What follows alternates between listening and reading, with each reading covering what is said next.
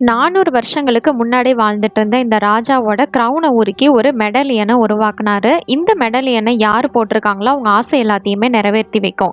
இவரோட பாலைவனமா இருந்த ராஜ்யத்தை நல்ல செழிப்பா மாத்தினாரு. இது எல்லாமே மற்ற ராஜ்யத்துக்கு தெரிய ஆரம்பிச்சது. அதனால இவர்கிட்ட இருந்து எப்படியாவது அந்த மெடலியனை பறிக்கணும் அப்படின்னு சொல்லிட்டு இவர் நாட்டு மேல வந்து போர் தொடுக்க ஆரம்பிச்சாங்க. என்ன ஆனாலும் சரி, இந்த மெடலியன் மட்டும் யார் கைக்கும் கிடைச்சிடக்கூடாது அப்படின்னு சொல்லிட்டு இவர் காட்டுக்குள்ள போயிட்டு ஒரு பகுதியில் அதை ஒளிச்சு வச்சிடறாரு. அதே போல அப்ப யாருக்கும் கிடைக்கல. ஆனா 400 வருஷத்துக்கு அப்புறமா ஒரு சின்ன பையன் கைக்கு வந்து அது கிடைக்குது. இதுக்கப்புறமா அவனோட லைஃப்ல என்னெல்லாம் நடக்க போகுது அப்படின்னு சொன்னது ரொம்பவே சுவாரஸ்யமா இந்த படத்துல சொல்லியிருப்பாங்க. இது 2013ல ரிலீஸ் ஆன the last medallion the adventures of Billy Stone அப்படிங்கிற ஃபேமிலி அட்வென்ச்சர் ஃபிலிம். அதுக்கு முன்னாடி நம்மளோட சேனலை யாரெல்லாம் சப்ஸ்கிரைப் பண்ணலையோ மறக்காம சப்ஸ்கிரைப் பண்ணிக்கோங்க. இல்லை நீங்க சோஷியல் மீடியாலையும் ஃபாலோ பண்ணலாம். டேனியல் அப்படிங்கிற ஒருத்தவன் அவன் கிட்ட இருக்கிற டாய்ஸ் புக்ஸ் எல்லாத்தையும் எடுத்துக்கிட்டு ஒரு ஆர்ஃபனேஜுக்கு வரான். அங்கே இருக்கிற பசங்களுக்கு கொடுக்கறதுக்காக. ஆக்சுவலாக இவனு வந்து ஆர்ஃபனேஜில் தான் வளர்ந்துருப்பான். இங்கே வந்ததுமே அவனோட மெமரிஸ் எல்லாத்தையுமே வந்து யோசிச்சு பார்த்துட்டு இருப்பான். அப்போ வந்து சாலின்றவங்கள மீட் பண்ணுறான். இவங்க தான் இந்த ஆர்ஃபனேஜை மெயின்டைன் பண்ணுறாங்க. இவனை பார்த்ததுமே அவங்களுக்கு ரொம்பவே சந்தோஷம். எப்படி இருக்கீங்க, என்ன இந்த பக்கம் அப்படின்னு அவங்க கேட்கும்போது, நான் வந்து ஒரு மேட்ச் பார்க்க போனேன், அப்போ என்கிட்ட இருக்கிற டாய்ஸ் எல்லாம் கொடுத்துட்டு போலாம் தான் இந்த பக்கம் வந்தேன் அப்படின்னு சொல்லி இவன் சொல்லிட்டு இருக்கான். அதோட என்ன இங்கே நிறைய புது பசங்களாம் இருக்காங்க அப்படின்னு வந்து விசாரிக்கும் போது தான் இவங்க சொல்றாங்க 3 பசங்க இருக்காங்க. அவங்க 3 பேர் யாரோடய அட்டாச்சே ஆக மாட்டேங்கிறாங்க அப்படின்னு சொல்லிட்டு இந்த பையனை வந்து சொல்றாங்க. ஃபர்ஸ்ட் இவனோட பேர் பில்லி. அவன் வந்ததுலேருந்து இது வரைக்கும் யார்கிட்டையும் ஒரு வார்த்தை கூட பேசல. அதுக்கப்புறம் இந்த பொண்ணு இவளோட பேர் ஆலி. இவ வந்து எதுக்கு தான் நம்ம பிறந்தோம், எந்த ஒரு பர்பஸும் இல்லைன்னு சொல்லிட்டு என்கிட்டயே நேற்று அவ்வளோ நேரம் புலம்பிட்டு இருந்தா. அதனாலவே அவ வந்து ரொம்பவே அப்செட்டா இருக்கா அப்படின்னு சொல்லிட்டு இவங்க சொல்லிட்டு இருக்காங்க.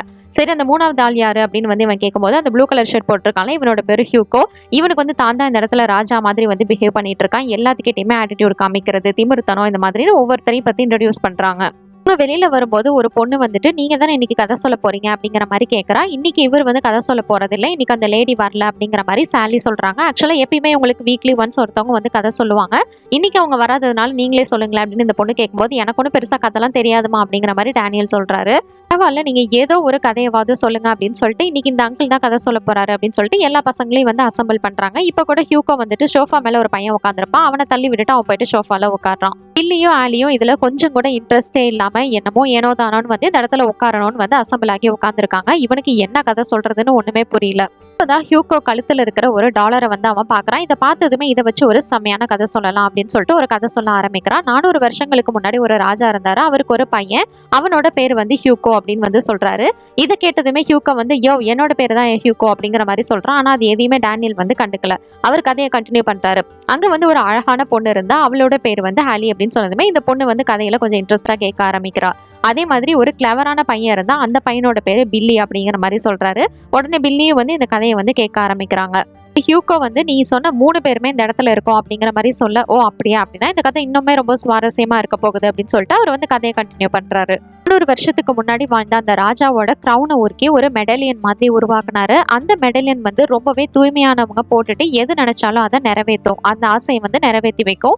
இதை தெரிஞ்சுக்கிட்ட ராஜா பாலைவனம் மாதிரி இருந்த தன்னோட ராஜ்யத்தை அந்த மெடலியனோட பவரால ரொம்பவே செழிப்பா மாத்தினாரு. விஷயம் தெரிஞ்சு மற்ற நாட்டுக்காரவங்க படையெடுத்து வந்தப்ப கூட அதோட பவரால அவங்க எல்லாத்தையுமே அவரு வீழ்த்திட்டாரு. ஆனா இவரோட பையன் ஹியூகோ கொஞ்சம் தலகணம் பிடிச்சவன். அதனால அந்த மெடலியனை எப்படியாவது தான் அடையணும் அப்படின்னு சொல்லிட்டு அப்பா கிட்ட இருந்து அந்த திருடிட்டு போயிடுறான்.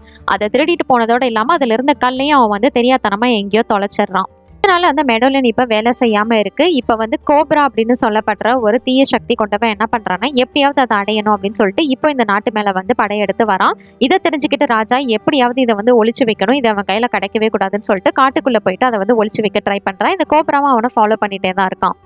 கோப்ரா கிட்ட இருந்து தற்காலிகமா தப்பிச்சு ஒரு துணியில சுத்தி அந்த மெடோலியனை வந்து ஒரு மண்ணுல வந்து புதைச்சு வைக்கிறாரு. கரெக்டா அந்த இடத்துக்கு இப்ப கோப்ராவும் வந்துடுறான். எங்க அந்த மெடோலியன் அப்படின்னு கேட்கும்போது, என்கிட்ட அது கிடையாது, நான் உங்ககிட்ட கண்டிப்பா கொடுக்க மாட்டேன் அப்படின்னு சொல்லிட்டு சண்டை போட ராஜாவை கீழே தள்ளி விட்டுட்டு இவனோட கை நகத்துல வந்து பாம்போட விஷத்தை ஏத்தி வச்சிருப்பான். அதை வச்சு அந்த ராஜாவை கொண்டுறான். அந்த ராஜா இறந்ததுக்கு அப்புறமா அந்த மெடோலியன் யார் கைக்குமே கிடைக்கவே இல்லை. இது நடந்து இப்போ 400 வருஷங்கள் ஆயிடுச்சு. இந்த இடத்துல ஒரு ஆர்கியாலஜி டீம் வந்து அதை பத்தி ரிசர்ச் பண்ணிட்டு இருக்காங்க. இங்க ஒரு பையனை காமிக்கிறாங்க. இவனோட பேரு பில்லி. இவன் தான் இந்த படத்தோட ஹீரோ. இங்க இருக்கிற யாருக்குமே தெரியாம இந்த இடத்துக்குள்ள வந்து சில டூல்ஸ் எல்லாம் எடுத்துட்டு அவனும் வந்து ஆர்கியாலஜி டீம்ல இருக்கிறது மாதிரி போயிட்டு அவன் வந்து தேட ஆரம்பிக்கிறான். அங்க ஒர்க் பண்ற சீஃப் வந்துட்டு, உன்னை எத்தனை தடவை இந்த பக்கம் வரக்கூடாதுன்னு சொல்லியிருக்கேன் அப்படின்னு திட்டாரு. அப்பா, நானும் தான் இதுல வந்து ரிசர்ச்ல இருக்கேன், நான் கண்டிப்பா அந்த மெடலியனை கண்டுபிடிப்பேன்ப்பா அப்படிங்கிற மாதிரி சொல்லிட்டு இருக்கான். இந்த பையனோட அப்பா தான் இங்க வந்து சீஃபா இருக்காரு. எதா இருந்தாலும் பரவாயில்ல, நீ உன்னால எதுவும் செய்ய முடியாதுன்னு சொல்லிட்டு இவனை வந்து வெளியில அனுப்பிச்சு வச்சிடறாங்க. இப்போ இந்த இடத்துல வந்து ஒரு வில்லன் குரூப் வராங்க. அவங்க வந்து இங்க சில நோட்டீசஸ் எல்லாம் வந்து ஒட்டிட்டு இருக்காங்க. என்ன அப்படின்னா, இந்த இடத்த வந்து நாங்க வாங்கிட்டோம், சோ நீங்க எல்லாரும் இதை வந்து வெக்கெட் பண்ணிட்டு போகலாம் அப்படின்னு சொல்லிட்டு நோட்டீஸ் ஒட்டிட்டு இருக்காங்க. இதை பார்த்து கோவமான பில்லி அது எல்லாத்தையுமே எடுத்து போட்டுட்டு இருக்கான்.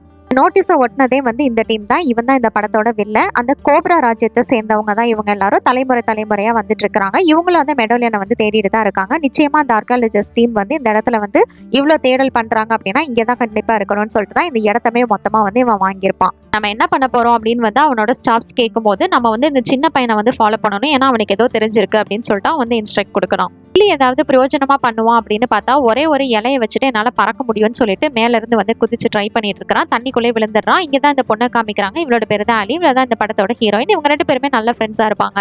இந்த மாதிரி பைத்தியக்காரத்தனமா பண்றதெல்லாம் நிறுத்திட்டு உன்னோட தேடல் எப்படி போயிட்டு இருக்கு ரிசர்ச் அப்படிங்கிற மாதிரி இவ கேட்கறா. எங்க நான் போனாலே அப்பா என்ன விரட்டி விட்டுறாரு அப்படிங்கிற மாதிரி இவன் சொல்லிட்டு இருக்கான். இவங்க என்ன பேசுறாங்க, எங்க போறாங்க வராங்கன்றத அந்த வில்லனோட டீம் 2 பேர் இருந்துட்டு ஃபாலோ பண்ணிட்டு தான் இருக்காங்க. பில்லியை வந்து இப்போ பில்லி வந்துட்டு ஒரு ஆர்ஃபனேஜில் இறக்கி விடுறான். அவளுக்கு ஃபேமிலி எதுவும் கிடையாது. இந்த ஆர்ஃபனேஜில் தான் வளர்ந்துட்டு இருப்பா. இங்கேருந்து கிளம்புறதுக்கு முன்னாடி அவனுக்கு வந்து ஒரு புக்கை வந்து கிஃப்டாக கொடுக்குறான். இந்த புக் வந்து நான் இந்த இடத்துல இருந்து எடுத்தேன். அது வந்து ரொம்பவே பழமையானது. உனக்கு தேவையான இன்ஃபர்மேஷன்ஸ் எதுவும் இருக்கும், நீ படிச்சு பாரு அப்படின்னு சொல்லிட்டு அந்த புக்கை கொடுக்குறான். வீட்டுக்கு வந்தோன்னே அப்பா பார்க்கலான்னு வந்தா அப்பா ரொம்பவே வந்து சோகமா இருக்காரு. அந்த டீம் வந்துட்டு நம்மளோட இடத்த எல்லாத்தையுமே பறிச்சுக்கிட்டாங்க. இவ்வளவு நாள் நான் ஆராய்ச்சி பண்ணது எல்லாமே வீணாயிடுச்சு அப்படின்னு சொல்லிட்டு இவர் ரொம்ப கவலையில இருக்காரு.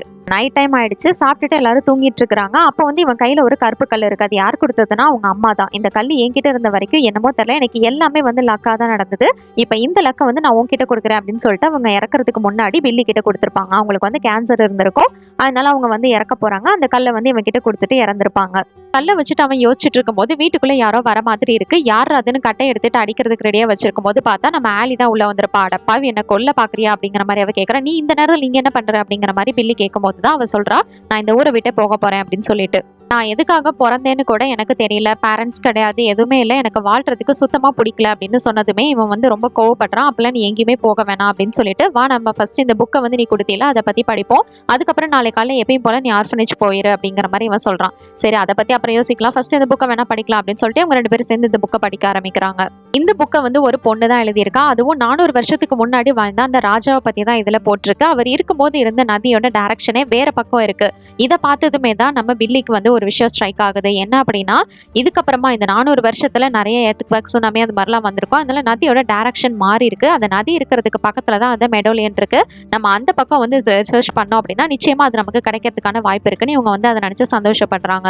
இவங்க பேசிட்டு இருக்கிற எல்லாத்தையுமே வில்லனோட ஆட்கள் வெளியில இருந்து வந்து கேட்டுட்டு இருக்காங்க. அப்படின்னா நாளைக்கு அவங்களுக்கு முன்னாடி நம்ம அந்த காட்டுக்குள்ள நதியோட டைரக்ஷன்ல போயிட்டு பார்க்கணும் அப்படின்னு சொல்லிட்டு முடிவெடுக்கிறாங்க. அதே போல மறுநாள் ஆனதுமே ஒரு பக்கம் நம்ம ஹீரோவும் ஹீரோயினும் வந்து மெட்டல் டிடெக்டர் வச்சு அது ஏதாவது கிடைக்குமா அப்படின்னு வந்து தேடிட்டு இருக்காங்க. அதே மாதிரி வில்லனோட ஆட்களும் ஒரு பக்கம் தேடிட்டு இருக்காங்க.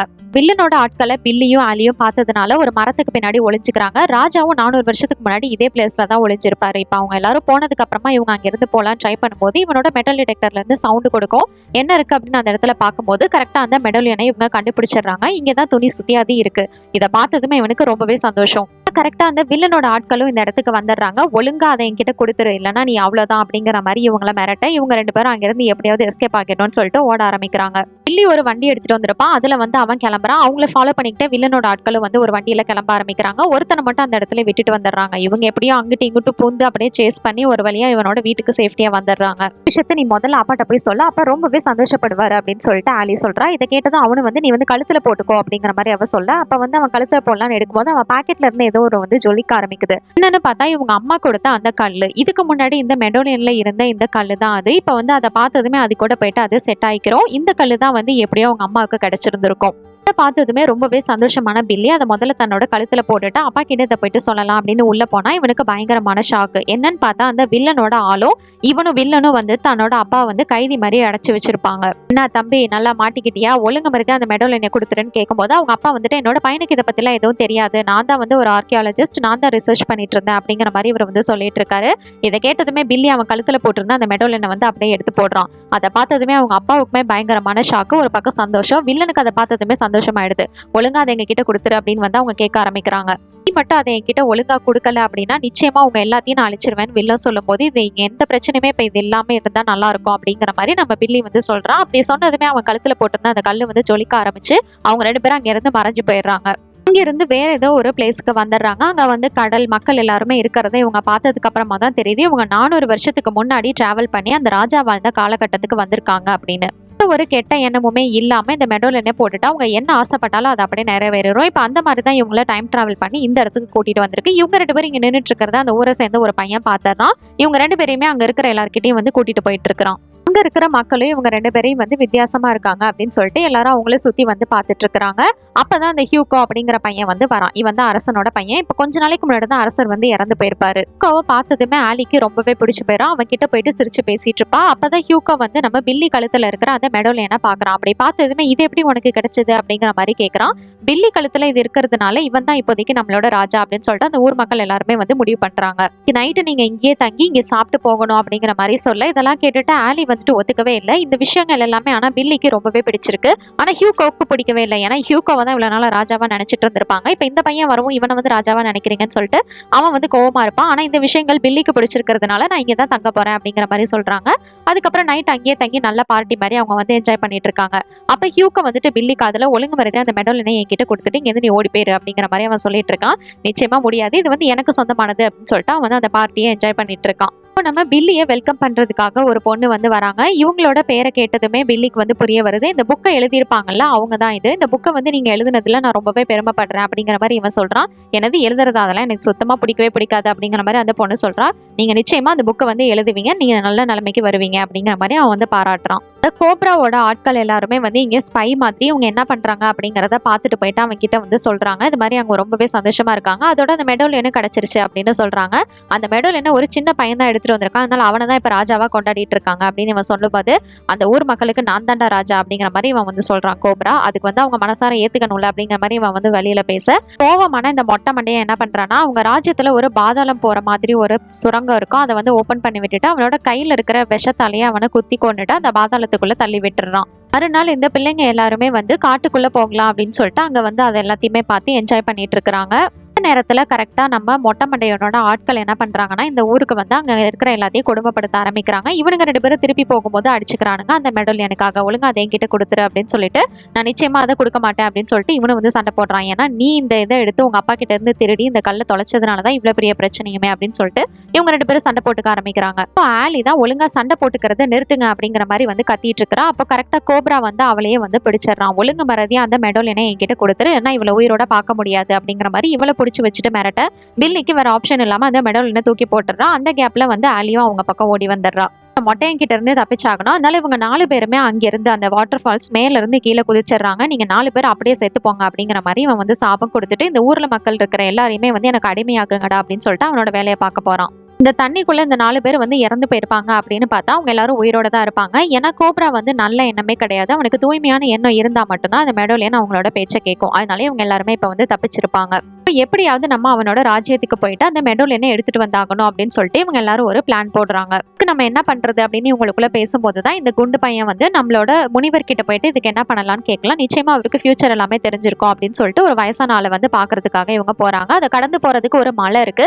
இந்த மலையை யாரு ஃபர்ஸ்ட் கடக்குறாங்களோ அவங்க தான் இந்த நாட்டோட ராஜா, அவங்களுக்கு தான் இந்த மெடோலியனோ அப்படின்னு சொல்லிட்டு ஹியூகோ வந்து வேக வேகமா ஏற ஆரம்பிக்கிறான். பில்லியும் போட்டி போட்டு ஏற ஆரம்பிக்கிறாங்க. அப்படியோ தட்டு மாதிரி 2 பேரும் ஒரே மாதிரி தான் ஏறி வந்திருக்காங்க. இவங்களுக்கு முன்னாடி ஆனா இவங்க 2 பேரும் வந்துட்டாங்க. நீங்க எப்படி இங்க வந்தீங்க அப்படின்னு ஹியூகோ கேட்கும்போது தான் இந்த வழிக்கு வரதுக்கு படியே இருக்கு, வாங்கடா போலாம் அப்படின்னு சொல்லிட்டு இவங்க எல்லாரும் போயிட்டு அந்த முனிவரை மீட் பண்றதுக்கு போறாங்க.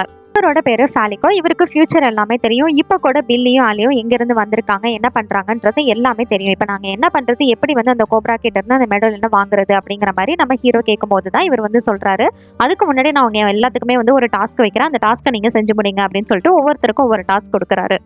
ஆலி கிட்ட இந்த ஒரு பைனாப்பிளை கொடுத்து நீ வந்து இதை பாதியா ஓபன் பண்ணணும், ஆனா அது ஓபன் பண்ணும்போது அது வந்து வெடிக்கிற மாதிரி இருக்கணும் அப்படிங்கிற மாதிரி வந்து சொல்றான். இவ்வளோ அதனால வெடி மருந்து எல்லாத்தையுமே ரெடி பண்ணி அந்த பைனாப்பிளை வந்து எப்படியோ வெடிக்க வச்சிடறா.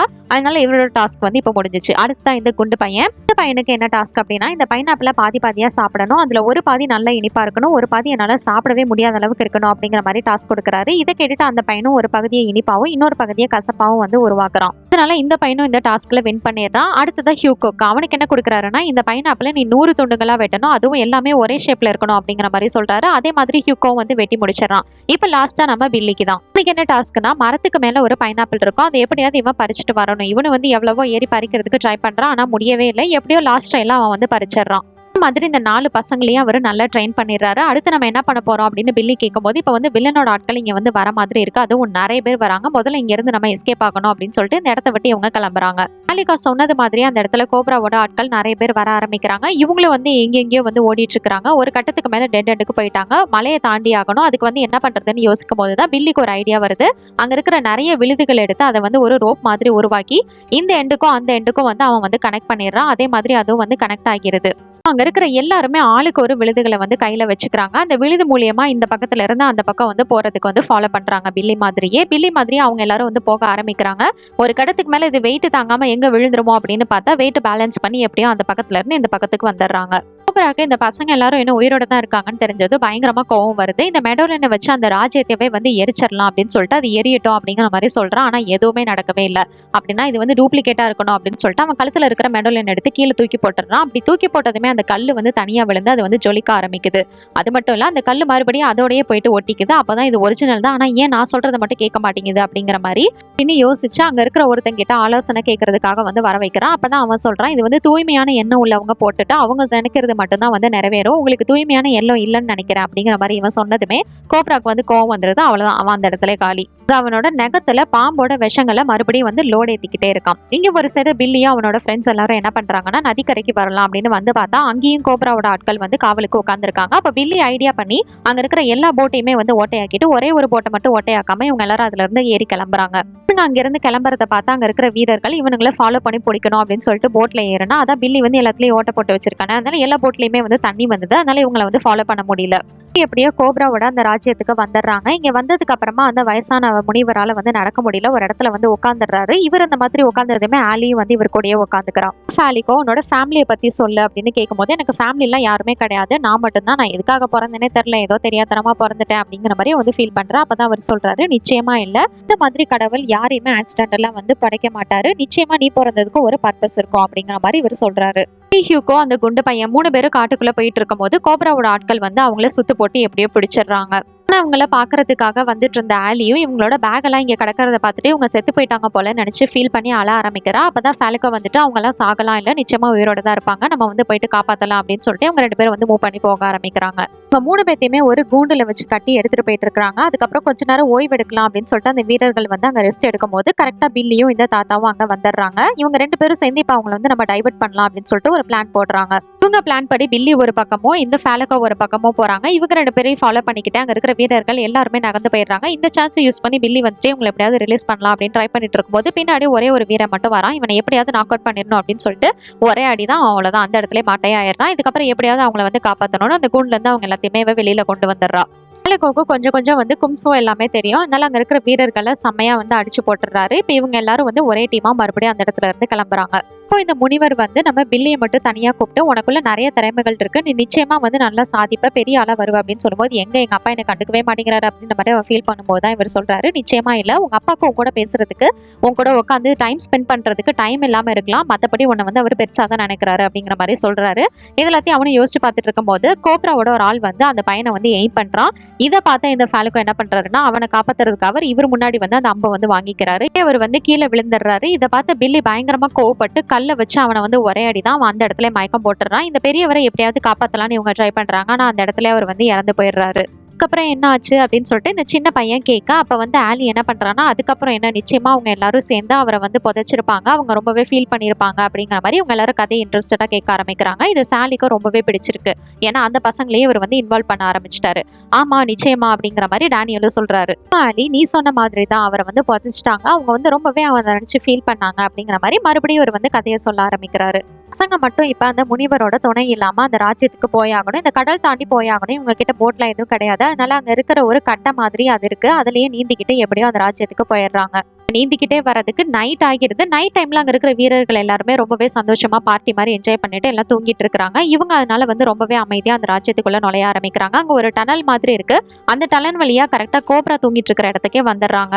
அவன் தூங்கிட்டு இருக்கும் போதே அவன் கழுத்துல இருந்து எப்படியாவது அந்த மெடலியனை எடுத்துடலாம் அப்படின்னு சொல்லிட்டு பில்லி வந்து ட்ரை பண்றான். ஆனா கரெக்டா அவன் வந்து கண் முழிச்சு பாத்துறான். அப்புறம் என்ன, அவ்வளவுதான், பில்லியே எல்லாருமே வந்து சுத்து போட்டுறாங்க. அது மட்டும் இல்ல, தூங்கிட்டு இருந்த எல்லா வீரர்களையுமே வந்து கோப்ரா எழுப்பிடுறான். இவனோட ஃப்ரெண்ட்ஸ் எல்லாரும் இங்க இருந்து எஸ்கேப் ஆகிடலாம் அப்படின்னு வந்து ஓட ஆரம்பிக்கிறாங்க. ஆனா ஒரு ட்ராப்ல அவங்க வந்து மாட்டிக்கிறாங்க. கோப்ரா இப்ப இருக்கிற ஆலோசகரை கூப்பிட்டு, இப்ப நம்ம அந்த பையனை எப்படி கொள்ளலாம் அப்படின்னு கேட்கும்போது, நீ அந்த பையனை கொல்றதை விட அவனை கூட எப்படி வந்து நட்பு கொண்டாடுறதுன்றத பத்தி யோசி. ஏன்னா ஒன்னால இந்த மெடலியனை கண்டிப்பா யூஸ் பண்ணவே முடியாது. அந்த பையனுக்கு நல்லாவே தூய்மையான எண்ணங்கள் இருக்கு. அவனை வச்சு நீ உன்னோட ஆசைகள் எல்லாத்தையுமே நிறைவேற்றிக்கலாம் அப்படிங்கிற மாதிரி சொல்றான். வந்து இப்ப மயக்கத்துல இருக்கிறான். எந்திரிச்சு பார்க்கும்போது அவனோட மேல வந்து ஒரு பாம்பு ஊறிட்டு இருக்கு. இவன் வந்து பயந்து போயிடுறான். அப்ப வந்து கரெக்டா அந்த கோப்ரா தான் அதை எடுத்து இவனை வந்து காப்பாத்துறான். இதுக்கப்புறம் என்ன, பில்லிக்கு ராஜ விருந்தெல்லாம் வைக்கிறான். நீ எதுக்காக இதெல்லாம் பண்ணிட்டு இருக்கிற, என்கிட்ட இருந்து உனக்கு என்ன வேணும் அப்படிங்கிற மாதிரி பில்லி கேட்கும் போதுதான், எனக்கு வந்து நீ நிச்சயமா வேணும், உன்னோட நட்பு வேணும் அப்படிங்கிற மாதிரி இந்த கோப்ரா வந்து சொல்றான். ஏன்னா எனக்கு வேணுங்கிற விஷயங்கள் எல்லாத்தையுமே நான் ஒன்ன வச்சுதான் வந்து சாதிக்க முடியும், நீ ஏன் கூட சேர்ந்துரு அப்படிங்கிற மாதிரி சொல்ல, இது நிச்சயமா நான் ஒத்துக்கவே மாட்டேன் அப்படிங்கிற மாதிரி பில்லி வந்து இதுக்கு எதிராக தான் இருக்கான்.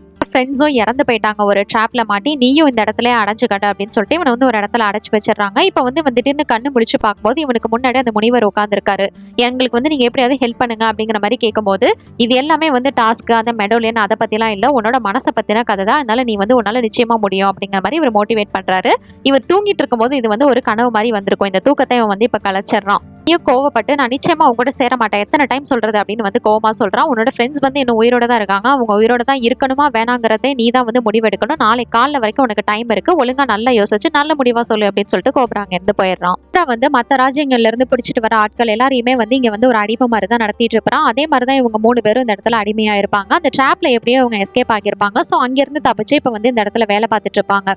இல்லையோ ஒரு பக்கம் நம்ம ஏதாவது நிச்சயமா பண்ணணும் அப்படின்னு சொல்லிட்டு அவங்க கிட்ட நிறைய டூல்ஸ் இருக்கும். அதை வச்சு எப்படியோ அவனோட லாக்கை உடச்சிட்டு வெளியில வந்துடுறான். அங்க இருக்கிற வீரர்கள் கண்ணில் படாம இந்த இடத்துக்கு வந்து பாக்குறான். இவனோட ஃப்ரெண்ட்ஸ் உயிரோட இருக்கிறத பார்த்துட்டு அவனுக்கு ரொம்பவே சந்தோஷம்.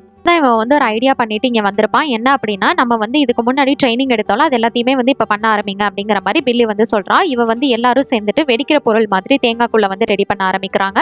ஒரு பக்கம் இங்க என்ன பண்றாங்க அப்படின்னா, ஹியூகோ வந்து எல்லாத்துக்கும் சாப்பாடு கொடுக்குறான். அந்த கேப்ல நம்ம குண்டு பையன் வந்து எல்லா இடத்துலயுமே வந்து தண்ணியில வந்து தூக்க மாத்திரையே கலந்து விட்டுறான். அதனால அதை சாப்பிட்டுட்டு அவங்க தண்ணி குடிக்கும் போது எல்லா வீரர்களுமே தூங்கிடுவாங்கல்ல, அதனால இவங்க எல்லாரும் பிளான் பண்ணபடி அங்க இருக்கிற வீரர்கள் எல்லாருமே தூங்க ஆரம்பிக்கிறாங்க. இப்ப இவங்க ரெடி பண்ணி வச்சிருக்கிற அந்த வெடி மருந்து பொருள் எல்லாத்தையுமே வந்து கோபுரா இருக்கிற இடத்துல போட்டு பயங்கரமான ஒரு போர் மாதிரி உருவாக்குறாங்க. இவங்களுக்கு நடுவுல இப்ப சண்டை வர ஆரம்பிக்குது.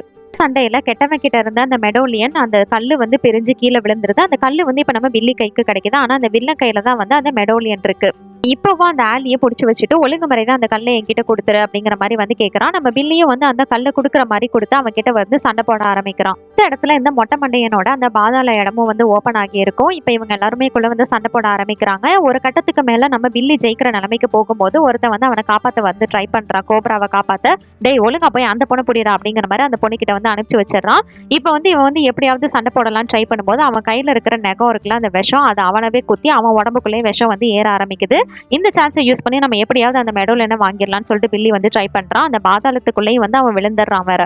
அந்த மாதிரி உள்ள விழறதுக்குள்ள எப்படியாவது அந்த மெடோலியனை வாங்கிடணும் அப்படின்னு சொல்லிட்டு பில்லி வந்து ட்ரை பண்றான். ஆனா இது நிச்சயமா நான் உங்ககிட்ட கொடுக்க மாட்டேன்னு சொல்லிட்டு இந்த மொட்டை மண்டையை அதோடவே சேர்த்து அந்த பாதாளத்துக்குள்ள விழுந்துடுறான். வந்து திட்டத்தட்ட உள்ள விழுந்திருப்பான். எப்படியோ ஆலியும் அப்புறம் அந்த கூட நின்றுட்டு இருந்தாலும் அவனும் சேர்ந்து தான் அவனை வந்து காப்பாத்திருப்பாங்க. இவன் எதுக்கடா நம்மளை காப்பாத்தினா அப்படின்னு இவங்க பார்க்கும்போது அவனுக்கு நான் எவ்வளவோ விசுவாசமா இருந்தேன், ஆனா எந்த பிரயோஜனமும் இல்லை அப்படிங்கிற மாதிரி இவன் சொல்றான். அதனால தான் அவங்களுக்கு சப்போர்ட் பண்ணியிருக்கிறான். அப்புறம் என்ன, அந்த ஊர் மக்கள் எல்லாருமே ரொம்பவே சந்தோஷமா அந்த இடத்துல வந்து என்ஜாய் பண்ணி வாழ ஆரம்பிக்கிறாங்க. நம்ம ஹியூகோ வந்து நல்லாவே மாறிட்டான். இதுக்கப்புறம் எனக்கு வந்து அந்த மெடோலியன்லாம் தேவையில்லை அப்படிங்கிற நிலைமைக்கு அவன் வந்து வந்துட்டான். இப்போ நம்ம என்ன பண்றது, அந்த கல்லு மட்டும் தானே இருக்கு அப்படின்னு யோசிக்கும் போது தான் பில்லிக்கு ஒரு ஐடியா வருது. மெடோலியனை வந்து இவன் ஃபியூச்சர்ல இருந்து தானே எடுத்துட்டு வந்திருப்பான். பாஸ்ட்ல இந்த இடத்துல கிங் புதைச்சிட்டு போனது இந்த இடத்துல தான் இருக்கும் அப்படின்னு சொல்லிட்டு அங்க போயிட்டு தேடி பாக்குறாங்க. அதே மாதிரி அங்கதான் இருக்கு. அதே மாதிரி அதை வந்து சேர்த்து வச்சிடறாங்க.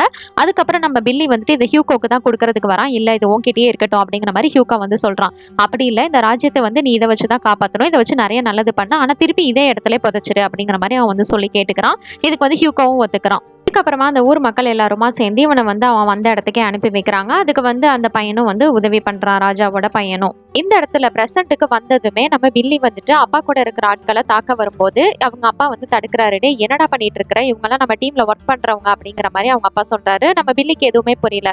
ஆக்சுவலா பாஸ்ட்ல போயிட்டு அவன் வந்து கோப்ராவை அழிச்சிருப்பாங்க. அதனால பிரசன்ட்ல இது எல்லாமே மாறி இருக்கும். இவங்க எல்லாரும் சேர்ந்து தான் வந்து ஒர்க் பண்ணிட்டு இருப்பாங்க. இந்த மாதிரி இவங்க ஒன்னா இருக்கிறதுல பில்லிக்கும் சந்தோஷம் தான். இப்போ அந்த மெடோலியன் எங்க இருக்குன்னு இவனுக்கு தெரியும் அப்படின்னு சொன்னோன்னா அதே லொகேஷன் லொகேஷன்ல இவங்க போயிட்டு பாக்குறாங்க. அங்க அந்த மெடோலியன் இருக்கு. அதை பார்த்ததுமே அவங்க அப்பாவுக்கு ரொம்பவே சந்தோஷம். பில்லி ஹூக்கு கிட்ட கேட்ட மாதிரி அதே இடத்துல அதை புதைச்சு வச்சதுனாலதான் இது எல்லாமே பாசிபிள். இந்த கதையை வந்து இவங்க கிட்ட சொன்னதுமே இங்க ரியல் லைஃப்ல இருக்கிற இந்த ஹூக்கோக்கு இதுக்கப்புறம் நம்ம யாரையுமே வம்பிழுக்க கூடாது, நல்ல பிள்ளையா இருக்கணும்னு தோணுது.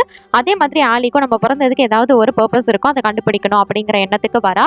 அதே போல பில்லியும் நானும் அந்த கதையில வர பில்லி மாதிரியே வந்து இருக்க போறேன், இதுக்கப்புறம் நான் இந்த மாதிரி இருக்க போறதில்லை அப்படிங்கிற மாதிரி சொல்றான். குழந்தைகள் எல்லாருமே மறுபடியும் சந்தோஷமா விளையாட ஆரம்பிக்கிறாங்க. அப்போ சாலி வந்து டேனியல் கிட்ட உன்னோட இன்னைக்கு ஒரு நாள் பொழுது போயிடுச்சுல, மேட்ச் மிஸ் ஆயிடுச்சுலன்னு கேட்கும்போது அதை விட ரொம்பவே மனசுக்கு நிம்மதியான இந்த குழந்தைங்களோட சந்தோஷம் எனக்கு கிடைச்சிருக்கு, இதுவே எனக்கு போதும் அப்படிங்கிற மாதிரி டேனியல் சொல்றான். என்ன மாதிரி என்ன எப்படி இது மாதிரி நல்ல ஆளாக்குனீங்களோ அதே மாதிரி இந்த குழந்தைங்களையும் நீ நிச்சயமா வந்து நல்ல ஆளாக்கணும் அப்படின்னு சொல்லிட்டு அவங்க இருந்து போயிடுறான். இதோட இந்த படத்தோட கதையை முடிச்சிருக்காங்க. இந்த படத்தை பத்தி நீங்க என்ன நினைக்கிறீங்கன்னு என்னோட கமெண்ட் செக்ஷன்ல ஷேர் பண்ணிக்கோங்க. இது மாதிரி நான் வேற ஏதாவது படத்தை பத்தியோ சீரிஸை பத்தியோ பேசணும்னு நினைச்சாலும் மறக்காம கமெண்ட் செக்ஷன் லீவ் பண்ணுங்க. Until that tata bye from உங்கள் தமிழ் பொண்ணு.